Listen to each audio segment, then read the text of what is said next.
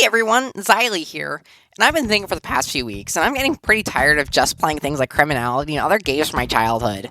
Sure, they're nostalgic, but I never get new experiences. And I've been playing this game for a while now, and you might have noticed me using it as background footage in the past. So I want to talk about that game. I love shooters, I always have, but I hate PvP shooters. I found this PvE shooter that was pretty fun.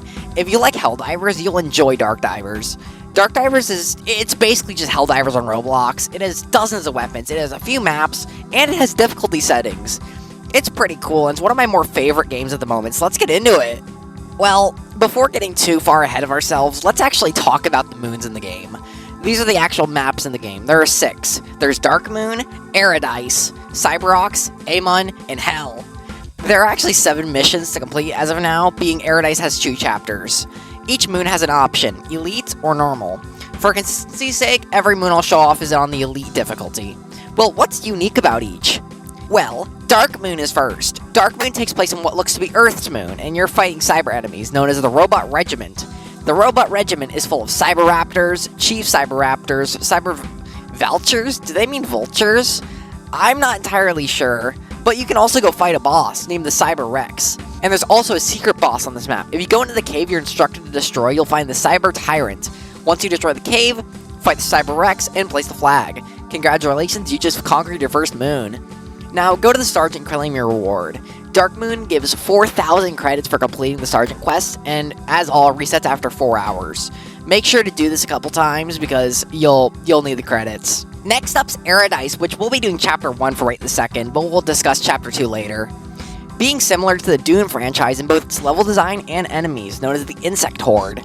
The Insect Horde comprises of 7 enemies, one being exclusive to Chapter 2. These are the Venosect, the Ferrosect, the Onisect, the Terrasect, the Worm Egg, and the Mega Worm Egg. Ironically, the first objective is to kill the Worm Egg, which is basically just the sandworm from Dune. After that, you need to set up 3 Sigma E domes, the E just meaning elite. After defending all 3 domes for an uncomfortable amount of time, the Mega Worm Egg spawns, being the final boss of Aradise Chapter 1. Kill the Worm Egg and you're done. Make sure to claim your mission rewards at the Sergeant for 4,000 extra credits. Cyberox is the next moon, and the first have map geometry as enemies. When you spawn, you'll be pelted with bullets from 2 large turrets ahead and spam with rockets from the Cyber D launchers.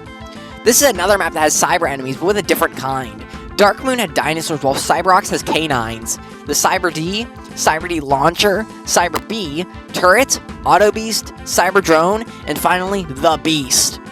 On Elite, to progress the first area, you must kill 40 cyber creatures, one of which being the mini-boss of the moon, the Auto Beast. He's pretty tanky and his slash attacks can do a lot of damage, so make sure to time your rolls correctly, you'll make quick work of him. After killing the Auto Beast, you can proceed to the second portion of the map, having a base of sorts, with 4 turrets. Take out the turrets before setting up the Sigma E1. Once they're done, you can activate the laser. Blow open the door, kill the 2 Auto Beasts inside, and place the flag. But this wouldn't be a Darkdivers moon without a final boss, of course. The final boss of the Cyberox is the Beast. The Beast seems to be a robotic whale carrying another Auto Beast, having turrets and breathing fire on the map. Kill the Beast with long-range weapons, avoid the rockets, and continue. Once the Beast falls, you'll be able to fight the final boss, since the whale wasn't actually the Beast. The Beast was essentially an elite Auto Beast, meaning it nearly acts the same. Kill the Beast once and for all, and you're done with the map. This is the first map to finish at the Sergeant for 8,000 credits instead of 4,000, so always remember to do that after completing a new map. Second to last of the moons is Amon, and honestly, it's the most difficult of all of them. While Cyberox is very annoying with getting flung by rockets, nothing is more annoying than high DPS enemies, let alone flying dragons. This next moon is overrun with the Storm's Tribe, consisting of mythical dragons, Nest Guardians, and warriors known as the Stormbringers and Storm Slashers, respectively. Riding the Firestorm Dragons are the Storm Riders, who can also be seen riding the Worm Eggs in Aradise Chapter 2, which we'll get to that in a moment. The first objective is to eliminate 4 Firestorm Dragons and steal their unborn offspring. 8 times, no less. You really are a monster. After stealing 8 eggs and massacring the adults, your final boss is Amon-Ra and his Thunderstorm Dragon. Once you kill him, you're able to finally claim Territorial Expansion. Amon, along with Cyberox, has a reward for the quest at the Sergeant for 8,000 instead of 400. Along with this, the eggs you have to collect scales with the amount of players and the amount of difficulty. 16 with 2 players. The final and oddest moon of all is Hell, spelled H311, which, as obvious as it sounds, is the most annoying and unfair moon of all.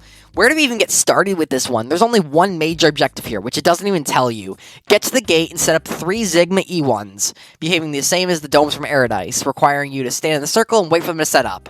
Before you can even do any of this, you need to kill or lure away H311 Prisoner V, or Hell Prisoner 5, which I should probably talk about the enemies. This map doesn't have a faction. Sadly, instead of having 6 main enemies, 1 map element and 1 boss. The enemies are the standard Hell Prisoner B, Hell Prisoner C, Hell Prisoner S, Hell Prisoner V. Hell Prisoner V only appears once, being the largest enemy in the game, guarding the giant gate to the castle. On top of Prisoner V defending the gate, there's also the Magic Tower, firing homing magic bolts at the closest player. Kill Prisoner V, destroy the tower, set up the Sigma E1s. On top of all of this, while setting up the Sigma E1s, Hell Prisoner Ws will constantly be setting up shields. These shields block all Sigmas, so make sure to not place any Sigmas in a shield. While you're dealing with the Hell Prisoner Ws, Hell Prisoner S's will be shooting constantly and draining your health. Make sure to take care of them primarily. The big guys do way less damage. Once the gate is finally destroyed, you can go and approach Satan's throne, stealing a Hell Crystal and running. Remember how I mentioned there being one boss? Well, that is Unknown 666, also known as Straight Up Satan, being the strongest and highest health enemy in the entirety of Darkdivers so far. Well, if you're fast enough, you'll be just outside of the castle as Satan comes down falling from the sky, absolutely massacring your team, or you if you're unlucky enough to play the solo. Once you get back to where you came from, you flip the switch to turn on the portal and escape. Sounds simple, right? It's easy to say, but it's definitely the hardest moon to complete on Elite. I was one of the first 400 players to achieve free Hell on Elite, which as of writing this, 1,522 players have this badge. Being in this game has 32 million visits, I'm going to go on a limb and say that was pretty difficult.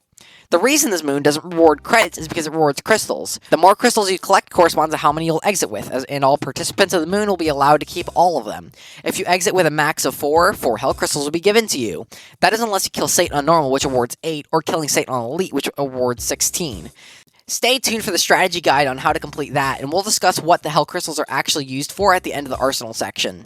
Now that we got that out of the way, the final moon we'll talk about is actually Chapter 2 of Paradise, which goes by much faster than Chapter 1.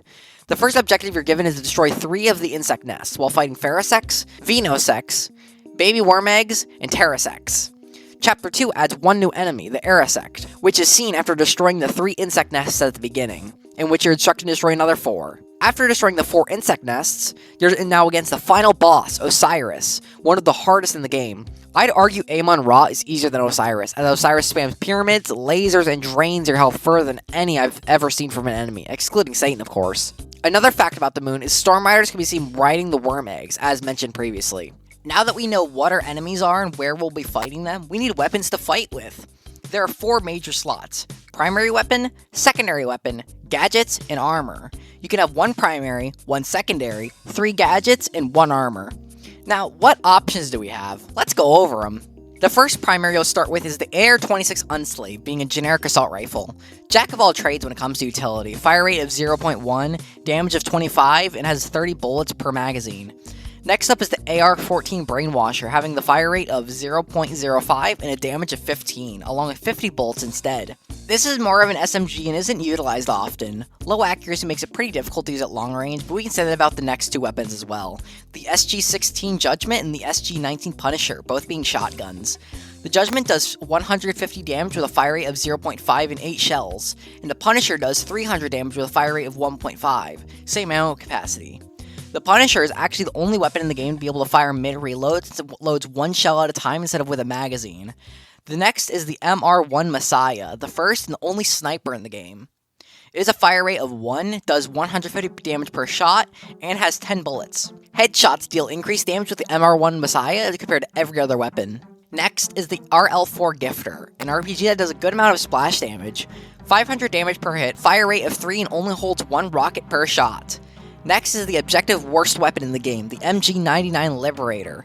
You'd think it'd be good, but sadly it sucks. 15 damage per shot, fire rate of 0.05, same as the Brainwasher, and 200 ammo. There's not much to say about it besides the fact it has a wind-up time, which takes a second before firing. Moving on to the BW84 Endragon, a compound bow. This is the highest base damage of any weapon since the Gifter does splash damage. The End Dragon has 500 damage per shot and a fire rate of 2. Same as the Gifter, it only holds 1 arrow. Next is the first paid weapon, the SW9's Dark Slayer, also known as the Doom Crucible. 300 damage per swing on mode 1, 100 damage per swing on mode 2, a fire rate of 2 and 1 ammo. All this information is a bit deceiving, I'll get into why later. The next weapon is actually a major order weapon, which again will be talked about in a moment. The FM44 Dragon's Breath, the first particle weapon, being a flamethrower. 20 base damage and 100 ammo with a fire rate of 0.05. It's one of my personal favorite weapons. There's also the LB88 Pathfinder, which does 30 damage at 0.05 fire rate and has 100 ammo. I can't personally showcase this as the second Game Pass weapon, I don't own it, I'm broke. Now we're on to secondaries, and this is a lot shorter than the primaries. First is the starter pistol, the P15 Freedom 1, doing 50 damage per shot, a fire rate of 0.1, and 15 ammo per magazine. Theoretically, the P15 has the highest damage per second out of any weapon in Darkdivers. Next is the revolver, the P92 Lieberman, doing 150 damage per shot, fire rate of 1, holds 6 bullets. Almost identical to the MR1 Messiah, although the Lieberman has a better reload time. Next is the SM5 Endiver, having 15 damage, 0.05 fire rate, and 50 ammo. The Endiver is comparable to the Brainwasher in terms of stats. Although it has a bit of a longer reload time, it can be substitutable for the weapon in some cases, however. The next weapon is the SG-0 Doomsday, being a double-barrel shotgun. Base damage of 500 with a fire rate of 0.1 and 2 ammo, being both barrels. Great for burst damage, but has horrible spread, meaning the accuracy tanks with distance. It's also the third Robux-only weapon and one I don't own. The final weapon is the second sword, doing base damage of 100 with a fire rate of 0.5 and an ammo of 0. Oddly enough, the Dark Slayer says 1 ammo and the Last Hope says 0, being both swords. Both have the exact same projectile. The Last Hope is a weaker, free secondary compared to the Dark Slayer, with every third slash shooting a projectile instead of every slash like Dark Slayer. It's seen as a short to mid-range weapon due to this. Fun facts about the weapon, each of their prefixes stand for what class of the weapon they are. AR meaning assault rifle, SG meaning shotgun, MR meaning material rifle, RL meaning rocket launcher, MG meaning minigun, BW meaning bow, SW meaning sword, FM meaning flame, LB meaning laser blaster, P meaning pistol, and SM meaning submachine gun. That's all the weapons, now we're on to the gadgets, and boy, this category is long too. Gadgets are known as Sigma, stand for Zone Impact Generator Maneuvering Arsenal. I think the developers just wanted an excuse to say Sigma every time they discussed the game. The first gadget you'll have unlocked is the Sigma Gift, which is a grenade. It has a 15-second cooldown, deals 300 to 450 damage depending on the level, although it damages other players and flings them if they're too close, similar to the RL4 Gifter. It has 3 charges. The next Sigma is objectively the best, the Sigma Fall, which generates a healing aura. This refills 10 to 15% of your max health if within the circle, lasts 30 seconds, it can be interacted with to revive a dead player. Dead players can also interact with the Sigma Fall, known as respawn scumming. We'll talk about that later in the strategies chapter coming up. Next is the Sigma 1, which is a stronger and slower version of the Sigma Gift, doing 500 to 750 damage and having a 30-second cooldown. It also deals double damage to players compared to the Gift. It can be obtained by joining the Roblox group. The Sigma Rain is next, causing the ship to provide support by basically raining bullets down on the moon. It does damage to other players as well, has a 30-second cooldown, and does 3,000 to 4,500 damage. The Sigma Dome causes the ship to fire a shield down.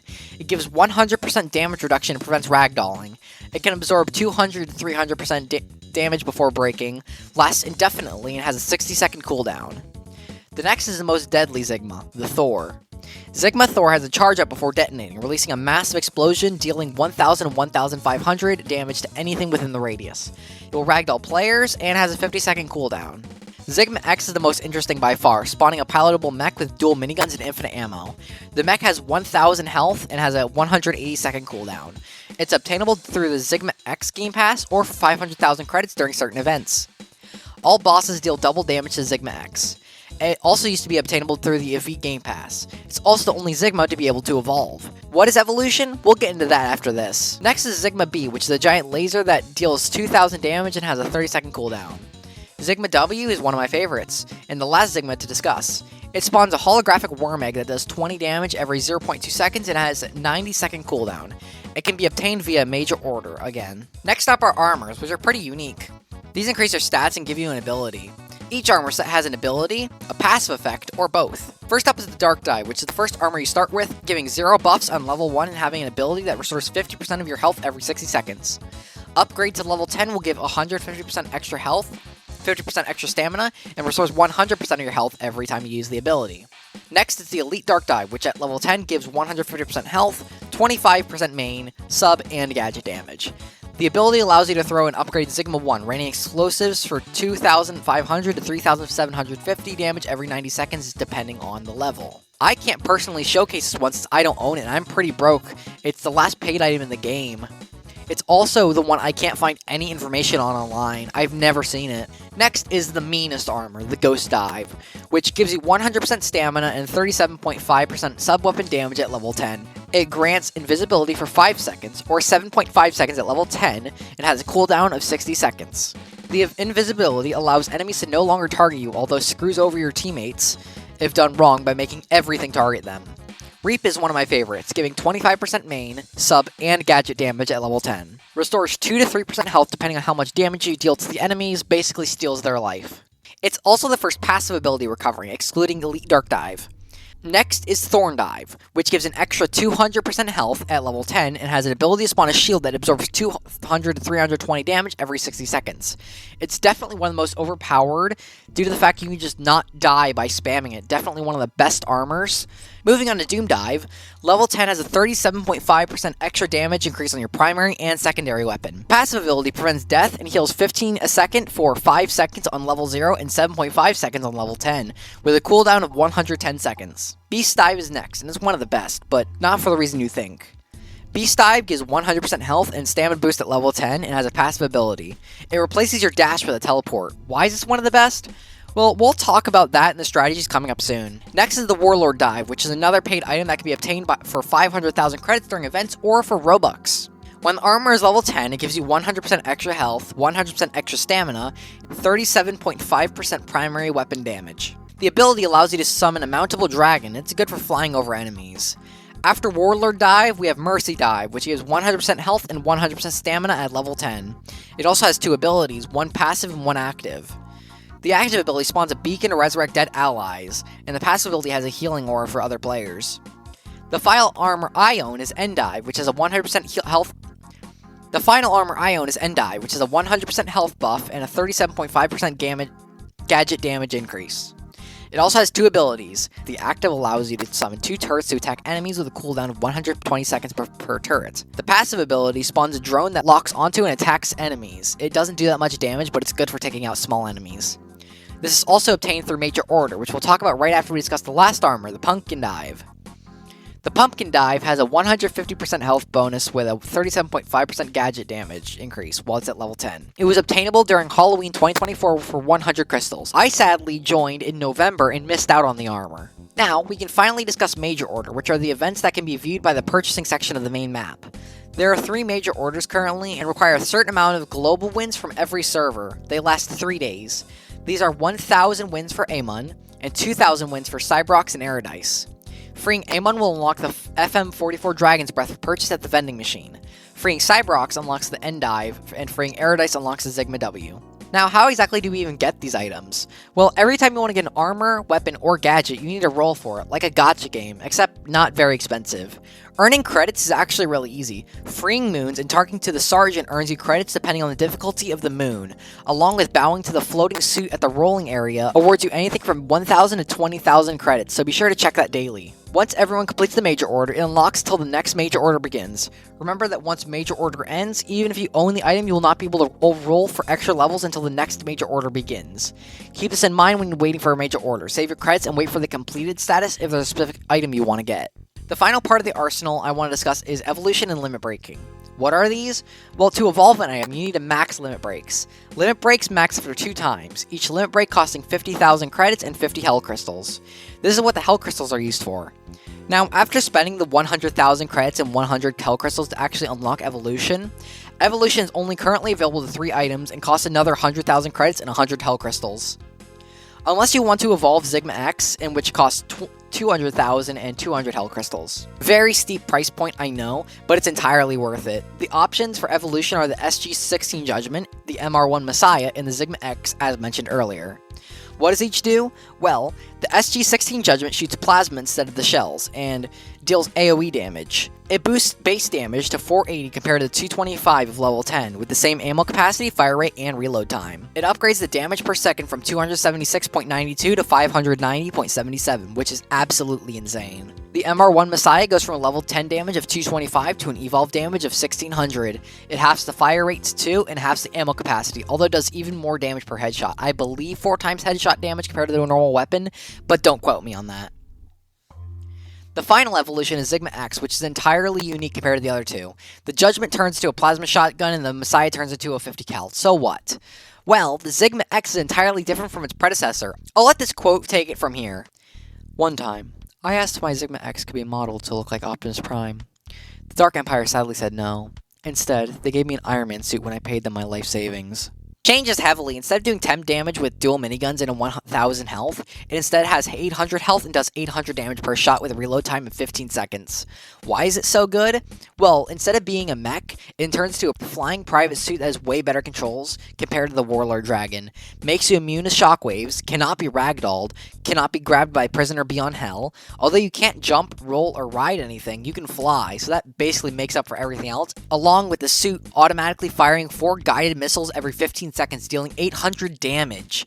That's 3,200 damage every 15 seconds, on top of allowing you to fly, to maneuver around projectiles and enemy attacks, and allowing you to use your Sigmas and primary and secondary while in the armor. Overall, this is currently the most overpowered evolution. So, you want to get tons of credits and crystals fast, right? Well, have you come to the right place? There are several major tactics and strategies used during a lot of these runs, so here's what I do. Respawn scumming is the first tactic. What is respawn scumming? Well, in a server with 2 or more players, if you throw a Sigma fall right before dying and die right on it, when it lands you can hold E and revive yourself without needing a teammate. This can also be done by throwing a revive to a teammate and then sacrificing yourself to the enemies, having your teammate revive you and keep their Sigma fall ready. This is good for hard missions such as Paradise Chapter 2 and Hell, as both of those will drain your Sigmas. The reason you would want to do the latter is because, for example, if you have a Sigma X, it will take 180 seconds before you can spawn another. Sacrificing yourself allows you to have all of your abilities and Sigmas automatically recharged, along with putting you at full health. Just be careful about when you do it, as if your teammate dies before you, they can't revive you and you'll both lose on co-op. Timing's everything. Now for the best crystal strategy. Do you have all the time in the world or are you on a time crunch?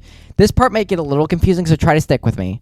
I'll give 2 options. If you're killing Satan for the most crystals possible but don't have access to Sigma X, your loadout should be the RL4 Gifter as your primary, your choice of secondary, personally I use the Freedom 1, your 3 gadgets need to be Sigma W, Sigma Dome, and Sigma Fall. If you don't have everything at max level, not limit broken, then you shouldn't be doing Hell. Wait until you have everything at least level 10 before doing a Hell run. For your armor, select Beast Dive. This is where I said it will be the most overpowered.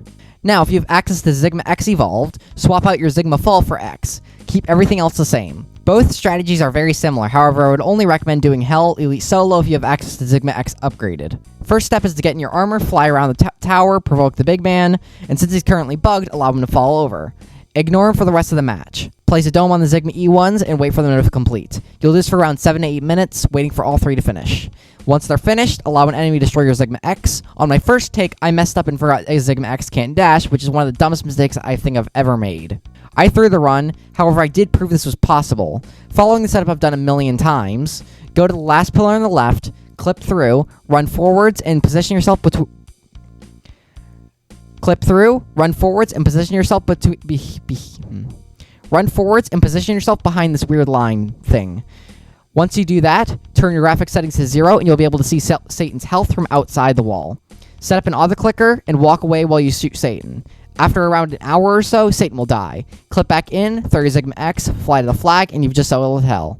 If you don't have access to Sigma X, that's fine. Just keep everything the same, get to the gate, blow it open, clip through, rocket launcher Satan till death, clip back out, win. Looks like you've made it to the end of the video. Congratulations. Thank you for watching, and I hope you've learned something new today. As always, new videos every 29th. If you like what you saw, feel free to subscribe and like the video if you want, as it helps me grow and helps you see more content of mine. Stay safe out there, and I'll see you guys next month. Ciao!